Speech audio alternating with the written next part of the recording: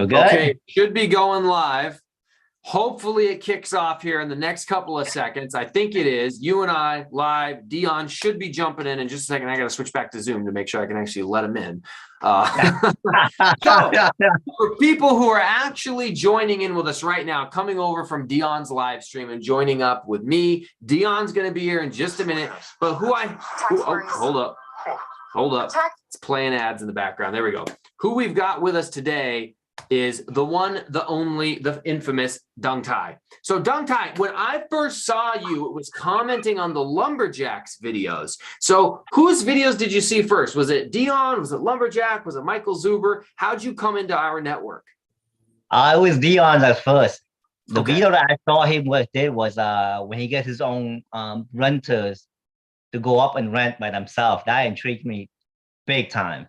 Yeah, the binder strategy is pretty impressive. The binder strategy, yeah, that was what intrigued me because I think that was back in late 2021. Maybe about mid 2021, June 2021 is when I started discovering Dion's channel. Okay. So you So you first found Dion in 2021, and that was the binder strategy. Did you find his channel, or did you see his interview on BRRRR? I find his channel. It was recommended on YouTube. Okay, nice. Well, Dion, you brought another person into the fold. Congratulations, you stud. Howdy, how are you? What's up, Dion? Oh, my bad, my phone. Oh, you dropped us. That was painful. So real quick, let me do a quick introduction so people know who we're talking to. Yes, it is Dung Tai. Dividend Dave knows who it is. A couple of other folks know who this is. Dung Tai owns 66. Tomorrow it's going to be 67 rental properties in New York, which, in case you aren't aware, is an expensive area. He's going to share with us some of his successes, some of his journey, things like that. But he is a no joke, legit real estate investor. And one of the coolest things about him is the Lumberjack recently released his course that talks about how to insource property management.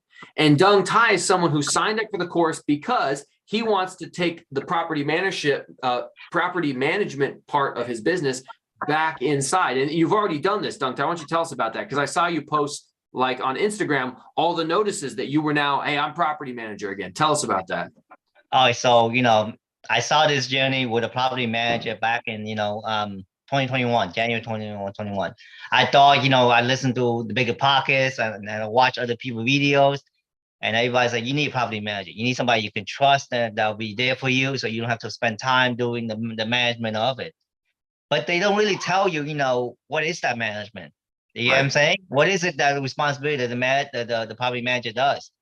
And, I got a property manager, been what, 2 years, he been chipping away from me, everything. And finally realized that I got to take the Lumberjack course. I took the Lumberjack course and I'm like, damn, this ain't that hard. You know what I'm saying? And then I look back at my 2022 and 2021 statement that he sent me, right? I realized all he does is collect my rent for 9%. You get what I'm saying? Yeah. For 9%, he's collecting my rent, and he doesn't even enforce the rent. If the tenant don't pay, he just write it up and they don't pay, and then they just keep holding. And I'm like, what do you do about it if they don't pay? He's like, oh, you want me to send a notice? I'm like, isn't that supposed to be in already? You get what I'm saying? What's your system? But you know what? At the end of the day, it was my fault. It wasn't his. I let it happen. I did not take responsibility. I did not enforce him. I didn't do what I was supposed to do as a owner. So I couldn't blame him. You know what I'm saying? At the end of the day, it was my fault that things got out of hand. So I decided at the end, when I took the Lumberjack courses, it's time to take responsibility. It's time for me to become, a real landlord and take things into my own hands. And that was when I decided to let him go. And I told him that day too. I told him I started this journey out the wrong way. I should have managed it first, know what management is. And when I give it to you, I know what to expect and what to do and what to write up front to you. How many units do you have now? How to say? How many units do you have now? 66. About 67. And you just said it's time to be a real landlord? Yeah, it's time to be a real landlord. Yeah. Funny, okay, right? So everyone watching should understand that's how this works. It's not like we just wake up one day and we're a landlord. We have to decide. That first tenant that I had that cost me $6 grand, trashed the place, rented the house to someone else and kept the rent, that was 100% my fault. I set that up to happen, right? And so you're having a property manager probably making more money than you in some cases. Yes. That He was. is something you fixed. Good job. Yeah. Yeah, I mean, first of all, hats off, because it's most people would make excuses. Most people wouldn't own up to their own mistakes. So when you say something like, yeah, it's my fault that I let this slide for so long, it is. I mean, if my property manager was behaving like that, the only person who's going to manage the property manager is you, the owner, the investor. And I'm not against property managers. I use them for my properties I have at a distance. But when someone doesn't pay, we have a very systemized process to make sure they get evicted or they get paid up very quickly. So yeah, you were leaving money on the table, and that sucks. Let me get some background questions for you, Dung Tai, though. So how long did it take you to get all of these rentals? When did you buy your first one? How long have you been working on this 67 unit or building portfolio? Okay, so I started back, and this is not the way I recommend anybody go. It's back in the end of 2020 when it was by chance because I was a wholesaler and I had my VA called one of the seller, and he came up with, at first he only wanted to sell one property. And then we talked for like 2 hours. We built enough rapport because that's what I do when I got motivated sellers. He started saying, I got other 4 properties I want to sell too. Would you be interested? And boom, right there, I got 5 properties. 6 unit, one's a duplex, 4 single family and 1 duplex. And I asked him, what's the price you're looking for? That's fair to you and fair to me. And he told me it's 200 grand, 40,000 each. And that in my head, I was I mute the phone. I'm like, oh my God, this is great. I don't know what to do. Unmute and I talk to him again. I'm like, oh, that's great. Just normal tone. And that's where it started. We closed on December 24th, Christmas Eve morning. Wow. Okay. At my lender offer, who's my attorney, but we went pro se on both sides. So he didn't use attorney. I didn't use my lender. Did everything. I never forget 6 unit that day, and it's from day on 2021 was all rentals, like full on rentals and wholesaling and rentals more. The beautiful thing about this is one of the things that we get often is, well, of course you guys are financially free. You started investing in 2011 or 15 or whatever. Mike, you didn't start till 2018. Dung, you didn't start till 2020. Like, now is the time to start to buy the rental. You can't go back and change the past. And in 5 years, everyone's going to be saying, well, of course that person's financially free. They started in 2023. Yeah. Right. Yep. Agreed, 100%. So what was the hardest thing to do when you got started investing in real estate? You said you were a wholesaler. Were you a wholesaler for a long time? And then you finally decided to buy a rental and keep it? Or how did you transition from whatever your old job was to getting that first rental? What was the hardest part? The hardest part was, I would say the part was, it sounds cliche, it's just me. The hardest part was me convincing myself that I can do this. Yeah. It was 2018, Christmas 2018, when I got fired from my job for UPS as a supervisor. And that hit me hard, I get 2 mortgages and everything. So my journey started 2019 in January, January 18. So that whole month between I lose my job at Christmas to January 19 was the hardest month of my life. Wow. And I would say when I started the journey, I had doubts in myself mostly. You know what I'm saying? Can I do this? What if I fail? What would happen if if I can't pay the bills? We got mortgages on top of my head, and it just doubts on top of doubts in my head. Every time I had a conversation with a seller, it went south, and that doubt keep creeping back to me. You know what I'm saying? Or you wake up and you get no leads as a wholesaler. And you're trying to do follow-up call, and that whole day went sour, and you're like, am I even on the right path? So how did you get started with wholesaling? Like the first introduction to real estate and wholesaling, where was that start at? YouTube.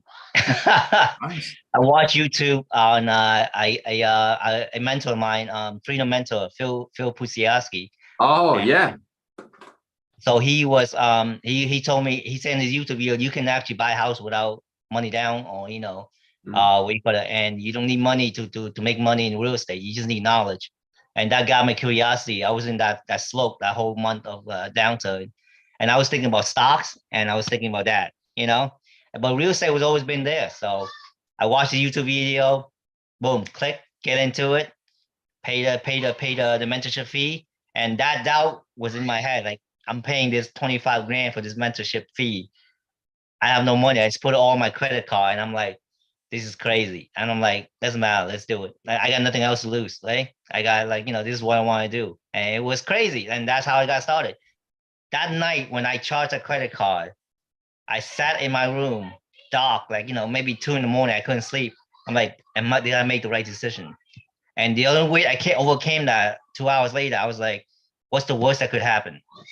I learned real estate and I have knowledge of real estate. I'm like, all right, that's good enough for me. Let's keep going. And that's where the journey started. So first of all, Phil Pustiovsky should be paying you for the referral that you just freaking, I just decided to drop 25 grand on a credit card, go all in, and 67 rental units, and 3 years later, you're right here.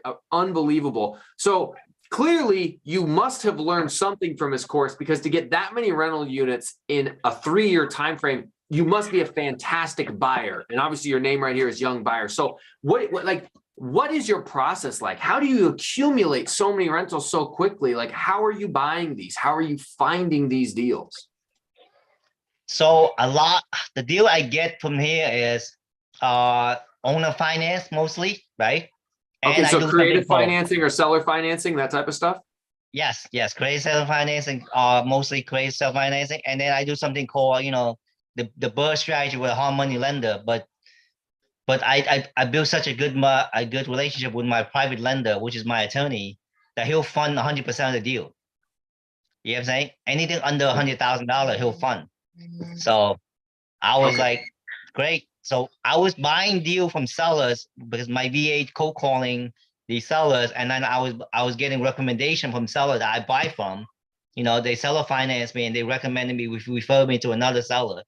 Right. And that's how it keep coming up. So one thing led to another. I was buying property under $50,000, right? And I would just, get a renter in there, refinance it, cash them out, and pay off my lender. You know what I'm saying? Wow. And that's how I keep rinse and repeat that the BRRRR strategy. Right. I call it BRRRR strategy on steroid because I got a lender who fund 100% of it. So I'm like, I just pay closing costs mostly, That's phenomenal. So when you're refinancing these on the back end, you must be using non-QM lenders because you would have run out of mortgages you could use. So how does that lending process work? What type of rates are you getting? Are you getting good terms on those loans? I was getting 6.5. I was happy, but now I'm at 8.7. It's crazy. DSCR loan, the DSCR loan.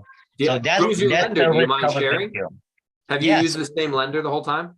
Yeah, the same lender. He's my attorney. I don't know if you want me to share. I didn't ask him about it. Yeah, you don't have to get that specific, then that's fine if you don't want to. But So basically is to get through, I get lucky. You know what I'm saying? I say I get lucky because I found a lender who actually trusts me and know that I perform, and he doesn't have to worry about his money. Him and his group of attorneys, they all investing as hard money lender. Right. And the first five unit that we did, that 5 property we did, I refinanced within 6 months, and they get all their money back, and they made like a killing. They made like $20,000 in interest. They were happy. Right. So from there, I bought a 5 unit, I bought a 6 unit, and it's all funded by them. And they gave me 90 to 95% of those units. And I'm like, let's do it. I'm done. And then refinance them again a year later. And during the process, and those single families is where I make the most money. So you don't have to be too specific, but over 60 rental units, you've had them for around 3 years. You're growing still, so you haven't had all of them for 3 years. You started with those lends, you've refinanced into regular, DSCR loans. What does the cash flow look like on a portfolio like that? Cash flow look like right now? I don't even know. That's why I'm trying to organize my thing. You know what I'm saying? Enough. Good. All I do right now, I got all my cash back. I know I'm happy with that right now. But right now, I don't know how much money I'm making because that's why I'm doing that dual with Lumberjack. That's why the way I start is different from everybody. You know what I'm saying? But from you guys, everybody. but I Do you learned have more any- from you guys than myself. Do you have any Section 8 tenants? Housing voucher? I Okay. got two. Yep, I got two. So there's a question here from Foot Ahead to Freedom. Says they have a Section 8 inspection coming up. All three of us have Section 8 tenants, but about the same number. I think I have two now. I had three for a while. They have an inspection coming up. Any advice, Dung, for that person? I don't have one. I don't even know what they No want. advice. Good. Mike? Yeah, Yeah, I think I have four, maybe, yeah, four Section 8 tenants. The inspector's going to come out to the property and they're going to give you a list of things that they want changed. If this is your first inspection with this inspector or with your local Section 8, they're probably going to be a little bit more strict on you than they will be when you have a more established relationship. They're probably going to want to come back out to verify the repairs. Don't argue, don't nitpick. That type of stuff's not going to go over real well. But if you do have a question about something, just ask things like, well, what have people done to resolve this before? You know, what are some of the workarounds that you've seen? You know, because usually there might be more than one option to fix a certain problem. And then you're going to probably try to figure out what the cheapest or most cost-effective way to solve that issue is going to be. But something that Matt told me recently was, he was like, hey, don't over repair. Don't do a whole bunch of repairs and then have them come out, because no matter what, they're still going to find something. So you like let them come out and create a list and tell you what they want, then do it, and then have them come out and check that list. So while you're looking at the questions, a bunch popped up for Dung Tai. I'm going to answer this one while you're looking at those. The last thing to add on to Mike's there is, yeah, be ready for the inspection, be ready to fix some things that you probably think are trivial, but they actually require. When the inspector is there, you have to schedule the time for them to come. So that's a period of time, a week or two for them to come. When they give you this list of things that you need to address, they might say, let's set another appointment in a week or two. Before they leave, ask if you can send them a video of the repairs being done and that they can approve them that way, and approve the repairs that way. That saves you that whole next 2 weeks, because you might fix it in a day or two and then be able to have your unit for rent. And Mike, we're ready for those questions now. Sure. Yeah, Dung, we got a couple questions from you. People are weighing in. REI Stoner says, on your first deal, how much did you put down? it was $200,000. They fund 185. I had to put 15 plus closing costs. It cost me about 39,000. Okay, so the private group of attorneys funded 185,000, and you had to put in about all in $35,000. 39,000. Yep. $39,000. $15,000 from my thing, and then another 20. I think was 24,000 for closing costs. Okay, and this was a BRRRR strategy project, your very first one. Yeah, that was a BRRRR strategy. Yep. So then if you had to do remodels, did the private lenders, did they fund the remodel, or did you have to come out of pocket for that? No, I came out of my pocket for those. Luckily, there was no remodel. The tenants were all pretty much good to go. The only thing I had to do was a concrete job that cost about $2,000 for one property. So I was happy. So then how much, so you bought that thing, so what was the total cost of that property, the very first one? So 39 plus 2, 41. So it was, no, I mean, like, what was the purchase price of the property? Like, you ended up everything included, it was like $220,000 or something? 224, right? 224,000. And when you did the BRRRR strategy on the back end, how much was it worth when you refinanced it? Oh, it was like 300. So I pulled out, it was about 320. They appraised all of them, right? Right. And we put 75% of that. Nice. So then you paid off your original lenders. Yeah, it was at 6.5%. And I'm like, oh my God, I'm cash flowing like king. You know what I'm saying? And I'm like, oh, this is great. I make so good money. Let my property manager make all that money. I'm like, all right, whatever. Stud. Okay, hold on. More questions for you. Okay, so we just explained how you got well, actually, Dividend Dave says, how did you get the money to start this BRRRR ball rolling? Was it all savings? Had you just saved up of being a UPS worker? Crazy. UPS worker. I was broke as I couldn't rub two nickels together as UPS guy. Making $7,000 a month after taxes, I bring them like 3,900, right? After my mortgage, I got like 900, and I spend more than I make. So no, it was wholesaling, mainly wholesaling. That was where I got money. So you found some good wholesale deals that someone else could BRRRR, and you were getting the assignment fee from the wholesaling. And that's what allowed you to save up enough money to do your own first deal. Yeah, I didn't know what traditional wholesaler does. I do what we call as hotel. Like I get a property on the contract and I put it on the MLS. That's where you make the most money. You wholesale to investors, you're looking like 10 grand, 20 grand. I wholesale to the public. I make a lot more than that. 60, 70 grand sometime, you know? So but yeah. You can only do that if the property is typically in better condition, right? No, like, not really. 2020, 2021, people just buy whatever they actually put on the market, man. Really? It was hot, man. Like I said, I was very lucky when it comes to hoteling. I was lucky when it comes to rentals, you know? It's because I took advantage of the market because, you know, I knew what the market would be if I hoteled it, you know? So well, you sound more like you're very humble. Like, yeah, I can understand the very humble part. Maybe, of course, there's always a modicum of luck that plays into our success, but clearly you were braver than most, willing to work harder than most. You took chances others wouldn't. And, you know, you just freaking didn't give up. You made some magic happen. Let me get you another question. So this one's from Ned Talks. And he says, did you, oh, wait, no, hold on. We just answered that one. That was the wholesaling funds to get started. Here's the one from Rob. It was, does Dung Tai have a recommendation for a non-wholesaler to find a seller finance deal or a creative finance deal? So you said you found a whole bunch. Can you give any advice to us? I'm trying to see if I find anything else. Well, I would contact wholesalers. Number one, if I were you, I would contact wholesalers. There's Facebook group out there, you know. That's number one. Number two, I'll go driving for dollar. That's the cheapest way to do it. Driving for dollar means you go drive around your neighborhood, you know, the area you want to invest to, you know, and then, you know, there's Google driving for dollar too. You can Google drive those areas too. But you see those houses that, you know, the grass is overgrown or, you know, the garbage cans everywhere or the mailbox is stopped full, you know, you go there, you put your business card there or you put a sticky note there, you know, that's number one. You put your name in the back, whatever it is in the message there, and then you skip trace them. You know what I'm saying? You go to a skip tracing company, whatever skip trace is out there, skip trace to get to the owner directly, and you call them, and you have a conversation. You know, don't start a conversation with, you know, hey, I saw your property at 123 Main Street, I want to buy it. Start with something, you know, more friendly. Like, hey, you know, Doug, how you doing? Everything all right? My name is Doug. I'm an investor, you know, in your area. I see your house over there in 123 Main Street, and I was wondering, you know, what happened, and start your conversation from there. So yeah, wholesaler number one, trying for dollar number two. I have no experience talking to the agent. For me, I have no patience talking to the agents because when you talk to one agent, right, you have an agent for the seller, you have the agent for the buyer, right? And you have you and then the seller. There's four people, right? Right.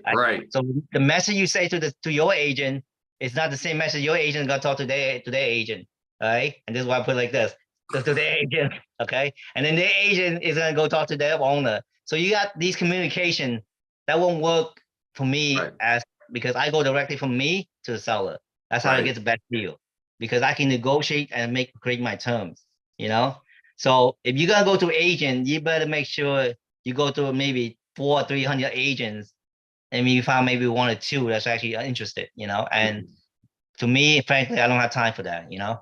Right. I really like Cody and Christian's strategy of finding the seller and approaching with, can you teach me how you did what you did? Can you show me how you got to where you are? Just like you said, you don't approach and go, hey, can you sell me your property? Because we all get dozens of those calls and texts every day. But when somebody is like, hey, you're an investor. I'm an investor. I'm trying to grow. I'm trying to do what you did. Can you share how you did that? You're more likely to get a conversation started. And then, like Cody and Christian, you have over 100 units. And with Cody, it was kind of before he could buy a beer. Exactly, that too. And Dion said it's right too. I was talking to a seller right now. I'm buying 9 units from him. And it's basically just me being genuine with him. I told him, listen, I'm starting this journey. I have a couple of units. And you know, I'm just trying to be where you are right now, you know, and I'm trying to see what's worked for you, and maybe you can try that work for me.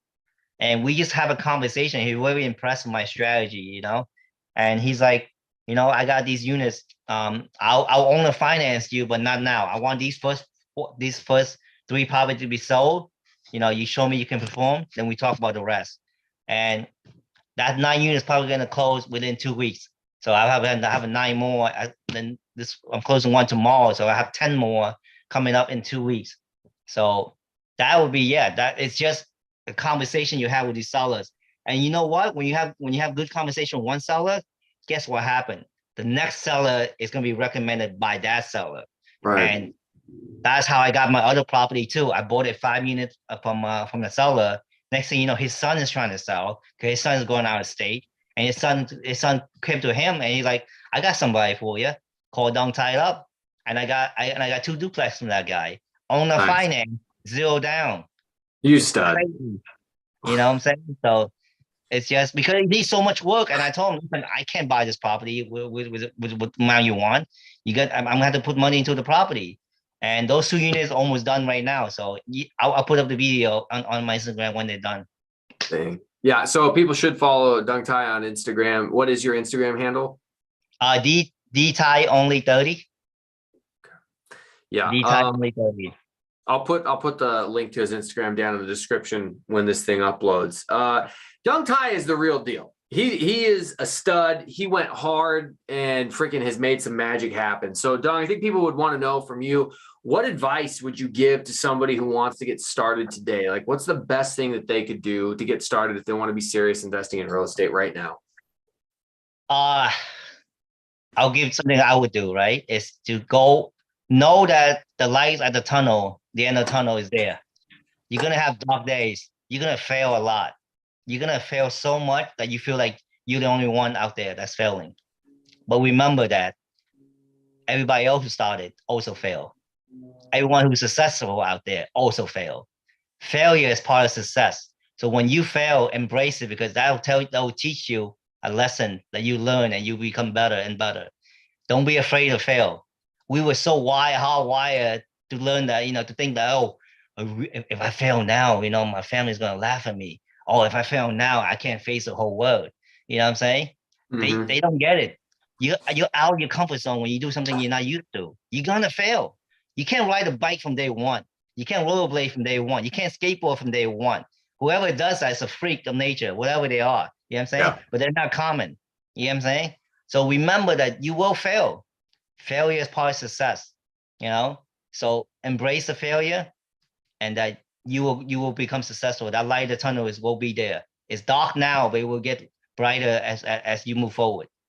I love how you said, if you fail now, your family will, you will know. And it's funny because most of our fear comes from perceived negative judgment from people we don't even talk to.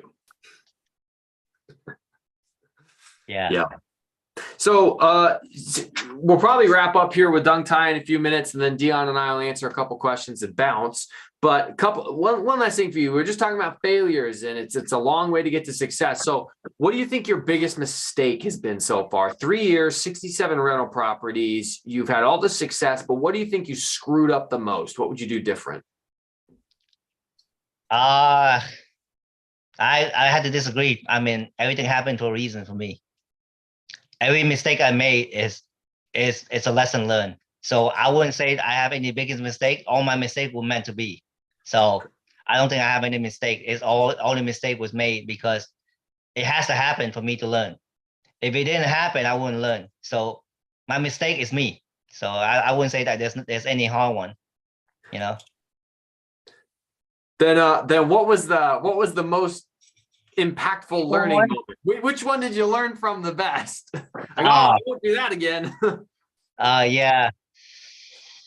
When I made the most money, I guess that's when I made the most mistake. Well, it was a wholesale deal. It was actually not a wholesale. It was a subject to fix and flip. I bought a property subject to, and I bought it for a very good price, right?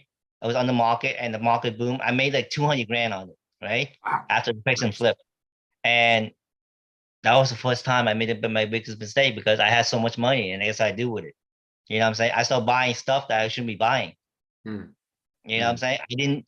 So I would say maybe you got me thinking about that. The hardest mistake was not knowing what to do with your financially with the money you make, because this was like a lot of money, right? And then, and I what you call it is trigger happy with my money. You know what I'm saying? That's how I blew all 200 grand. You know what I'm saying? And yeah. The lumberjack just weighed in with a $5 super chat because I think he's catching up. Earlier when I asked you what advice would you give to people, he says, and buy Lumberjack's course. Come on, Dung Tai, share the real. Oh yeah, definitely. Buy the lumberjack course, 100%. Don't be like me, buy it so late. You know what I'm saying? Right. That is right. the one thing that you said. You said you had a property manager, and until you took the course, you thought it was way harder than it is. You take the course, it's super easy. You take over that, and now you are making that money. Yeah. Yeah, I agree. Yep.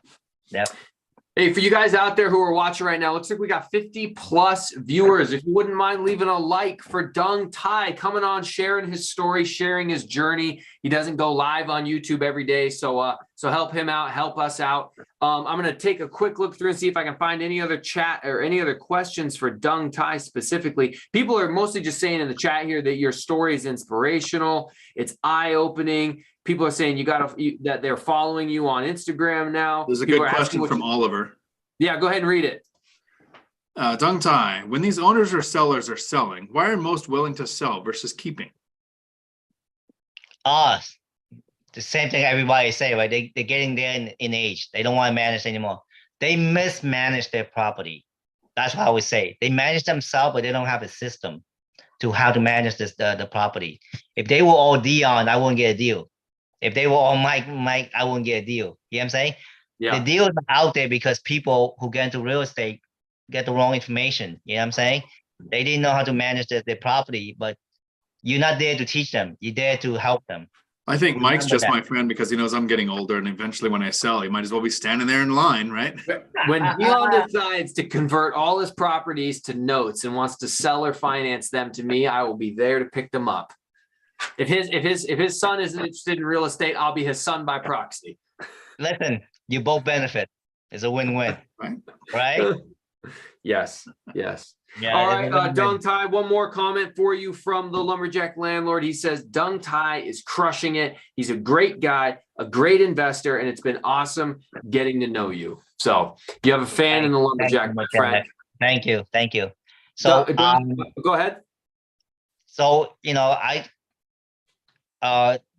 when I do creative deals, right, I want people to understand is creative deals are out there, right? When you try to do creative deal with a seller, you have to understand that, they're not where you are right now mentally.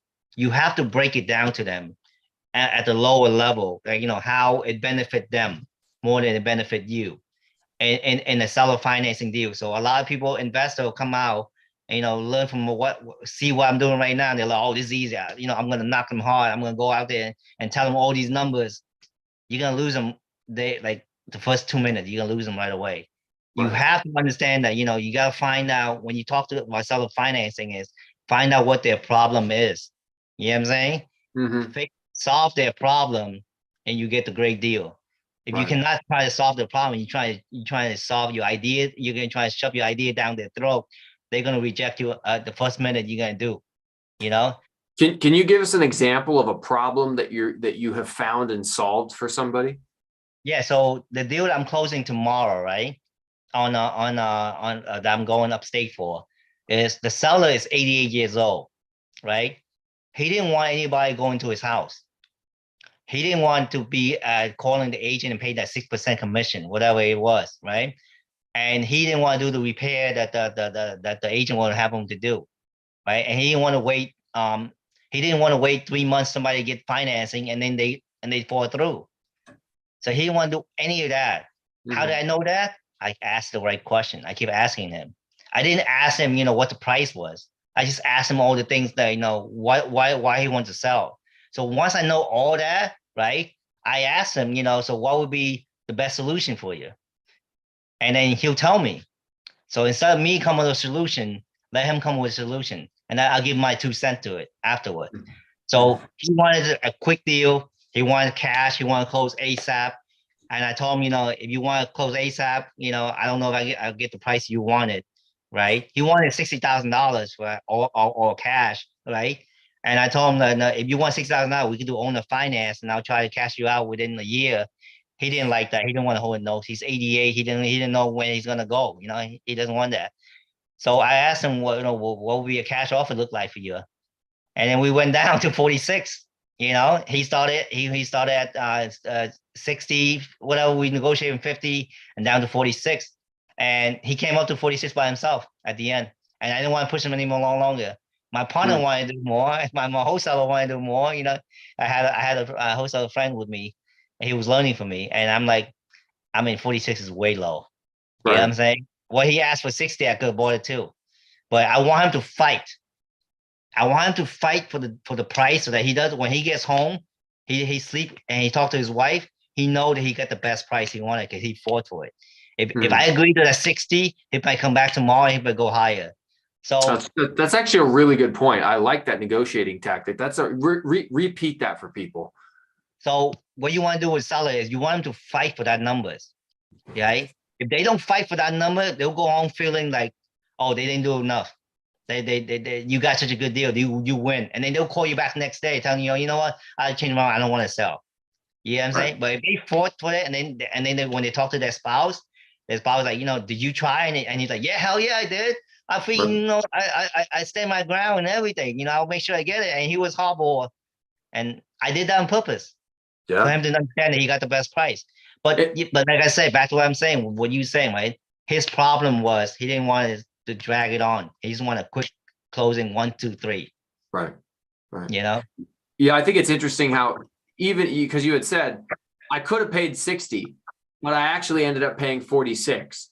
But it was better that I paid 46 because psychologically in his head, he'll feel more confident in that 46 number because he was fighting for that number. Whereas 60, if I just given in at 60, he might have just taken that. That's an interesting perspective and a smart little psychological twist right there. So Dion, any final thoughts for Dung before we let him take off?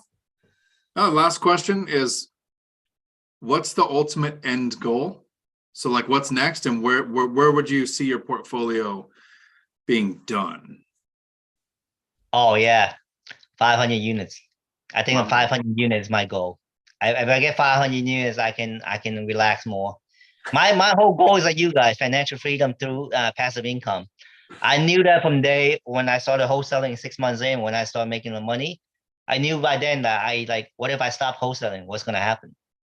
And that changed my mind right away. So passive income, 500 unit, that's my financial freedom. And by then I'll probably play WoW with Dion again. You know what I'm saying? I used to play WoW a lot too. Wait, Alliance or Horde? Horde. My man. See, it's only kids that play Alliance. We're going to have an entire raid group by the end of this, Dion. And I'm sure we're losing viewers by the second as we speak about it. But whatever. Yeah, it's fun. All right, Dung, we're going to let you take off, and then we're going to wrap the live stream up. I really appreciate you. For anybody who wants to follow Dung Tai, I will post his Instagram in the link below, where you can follow me on Instagram, and I will make sure that I message you the link to his info. Dung, we really appreciate you being here. We'll talk to you next time, all right? Thanks, guys, for having me on. Appreciate it. Thank you. Take care. Take care. All right. Well, shoot, Dion, that was a great conversation. He's a cool dude. It was good. No, it was great. And you had over 50 people here. So yeah. What's impressed for me? We are still streaming, Dion, so don't say anything, too crazy. Keep our secret secret. But you have to have people to get good questions. Right. Agreed. That's why we have them here. But what inspires me and what was very cool is when I'm sitting in the Lumberjacks course and I'm sitting there and we're talking about insourcing property management. You got some people who have their first rental. You have somebody like me who's got 13 now. And you have somebody like Dung Tai who's got 66 rental properties. And watching Matt's stuff, he's like, yeah, why not? I'll try managing stuff for myself because I want that 50% of my profit back in my pocket. So he just freaking goes for it. So it's cool. No, I wonder in a future conversation if he's going to be a little bit like Mark Ashiro. Bit off too much or something? Bit off so much so fast that if he scaled a little slower, he would have known, oh wow, the property manager's making a ton of money and caught it sooner. Yeah. Yeah. Maybe not. Maybe he's probably an entirely different breed of human too. And yeah. and he'll hit the 500 so fast that then he then goes, well, that was too easy. I'm going to make it 1,000. I'm going to make it 10,000 or whatever is next, because that is an incredibly fast scale on buying real estate. Yeah. No, I agree. And the truth is, it's funny because we had that conversation with Cody and Christian too. Like when you scale that fast, you can't possibly keep up with everything going on. And so something is going to slip to the back burner. And it sounds like in Dung Tai's example, or in his story, he let his job of managing the property manager take a back seat. And so then when they're not paying, he says, hey, what's the plan? They're like, oh, well, do you want us to post a notice? Excuse me? Do I? What do you mean you didn't post it already? No, this is your job. The second that they don't pay, you post the notice. And then you send me an email that says, we've posted the notice because they're not paying. I don't have to step in to tell you to do this. Unless you didn't have that conversation up front. And yeah, I mean, property manager doesn't want to have to do extra work, clearly in this case. So, when you do scale quickly, there's going to be stuff that takes a back seat. And even just when you buy real estate in general, you're going to slowly be learning the process. It's a great reason why you should manage at least a couple properties to get started, because you're going to know more about it. If you do outsource to a property manager, you know what you're outsourcing. So it was really weird when he said my property manager doesn't collect the rent. He just says the rent is stacking up and they're not paying it, because property manager gets a percentage of the rent. Their income is based on that rent being paid too. Right. That would have been, I mean, like if there's a kingdom of red flags, that would have been the king flag there. Right. Dude, we have a lot of WoW players, because freaking John Williams says Horde all the way. Ned Talk says he'll raid with us. To and Fro Global, I think, made a comment in here somewhere. Or no, it was Globe Guy. Haha, Financial Independence Guild sounds awesome. We might even be able to do 10-man raids if we get enough people in here all on the same time frame. Dion, we'd all be competing with each other on the auction house though, because we know how money works. Get ready. Yeah, we're gonna all have to pick different professions so that we aren't undercutting each other. Yeah, exactly. I like it. Well, fellas, folks, ladies and gentlemen, appreciate you being here. I think 55 active viewers might be my highest on a live stream. So thank you, Dion, for propping up my channel. We know it wasn't me. And thank you, Dung Tai. Dion, you have any final thoughts for anybody? I never have a good thought. I just regurgitate things I hear from other people. So the idea is surround yourself with people who are having the thoughts that you want to have impact your life. Like that's the most important thing. And it's like the memes on social media. You hang around 5 poor people, you'll be the next one. You hang around 5 investors investing in real estate, you'll be the next one. And it doesn't have to be that you're with them all the time, but you have to be interacting with people who have done or are doing what you're trying to do. Because, well, this is very simple, right? This is not complicated. This is not easy. And having those people around makes it not easy, but it makes it easier. Right. No, I agree. It's extremely important to be able to surround yourself with people who can push you and who know more than you and things like that.